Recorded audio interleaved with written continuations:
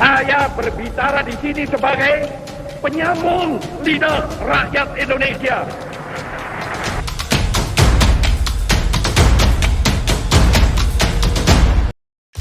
Salam merdeka.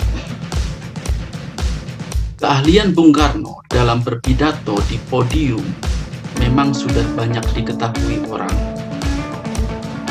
Keahlian Bung Karno bukan sekonyong-konyong datang begitu saja, namun sudah dilatih semenjak ia masih duduk di bangku sekolah tingkat SMA di Surabaya. Nah, keahlian Bung Karno dalam berpidato bukan saja membuat decak kagum kawan-kawan seperjuangan di Indonesia, akan tetapi membuat decak kagum para pemimpin bangsa di Asia Afrika, di Amerika, dan bahkan menggetarkan di PBB.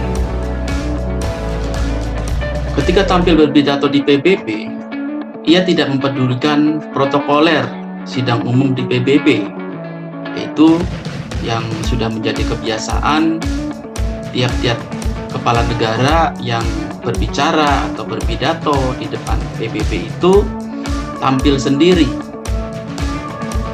Namun, Bung Karno mengajak ajudannya, yaitu Letkol CPM M. Sabur, untuk mendampingi Bung Karno berpidato.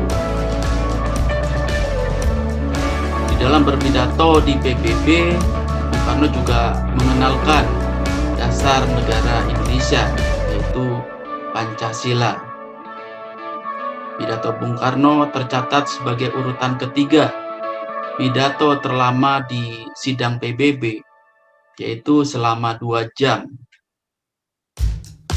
Setelah Nikita Khrushchev 2 jam lebih di urutan yang kedua, dan Fidel Castro berpidato selama 4 jam di urutan pertama di PBB.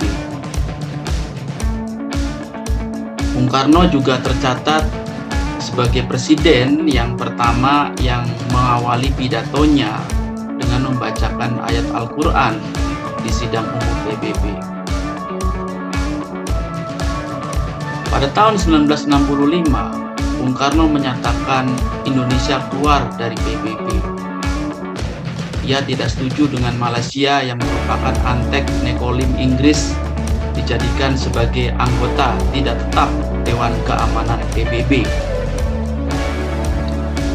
Bung Karno sebelumnya juga kecewa dengan cara kerja Dewan Keamanan PBB yang kewenangannya itu terlalu luas. Bung Karno juga tidak menyukai dengan struktur PBB yang didominasi oleh negara-negara Barat. Bung Karno juga kerap mengkoreksi setiap sikap PBB yang dirasakannya menyimpang dari tujuan awal dibentuknya PBB. Bung Karno berkata, "Kita menghendaki PBB yang kuat dan universal, serta dapat bertugas sesuai dengan fungsinya." Gebrakan lainnya dalam pidato Bung Karno yang berjudul To Build the World Anew atau membangun tatanan dunia baru, Bung Karno mengatakan adalah jelas semua masalah besar di dunia kita ini saling berkaitan. Kolonialisme berkaitan dengan keamanan. Keamanan berkaitan dengan perdamaian dan pelucutan senjata. Berkaitan pula dengan negara-negara yang belum berkembang.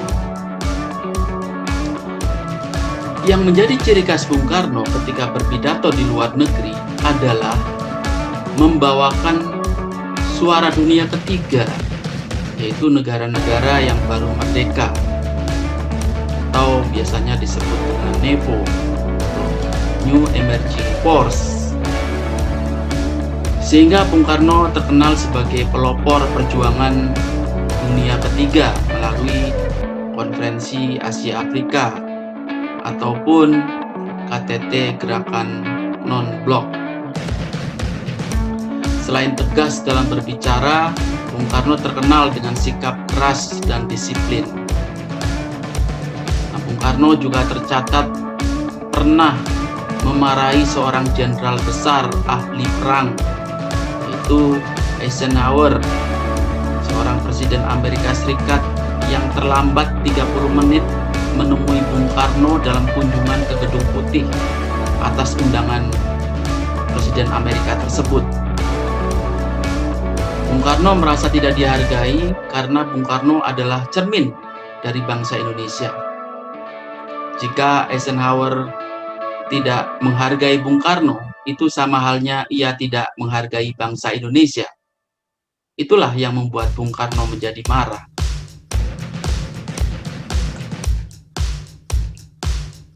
Bung Karno mendatangi petugas protokoler lantas menghentak dan berkata, "Apa-apaan ini? Kalian yang menetapkan pertemuan pukul 10, namun hingga pukul 10.30 presiden kalian belum juga datang. Apakah kalian bermaksud menghina saya? Sekarang juga saya pergi." Begitu tentang Bung Karno. Nah, itulah kisah ketegasan Bung Karno. Semoga menjadi pelajaran bagi kita semua. Merdeka!